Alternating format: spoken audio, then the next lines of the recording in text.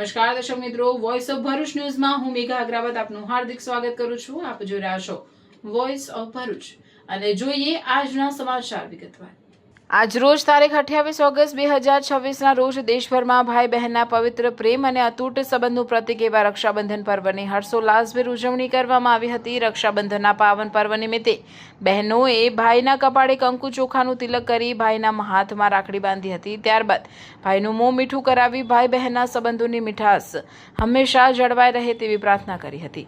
બહેનોએ પોતાના ભાઈ જીવનના દરેક મુશ્કેલ સમયમાં સાથ આપીને હંમેશા તેમની રક્ષા કરે તેવી શુભકામનાઓ વ્યક્ત કરી હતી।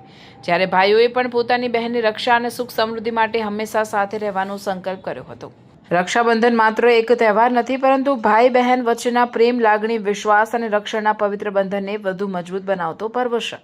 આ પ્રસંગે મુન્નાવર રાણાની કાવ્ય પંક્તિ યાદ આવે છે, કિસી કે જख्मों पर चाहत से पट्टी कौन बांधेगा, अगर बहनें नहीं होगी तो राखी कौन बांधेगा।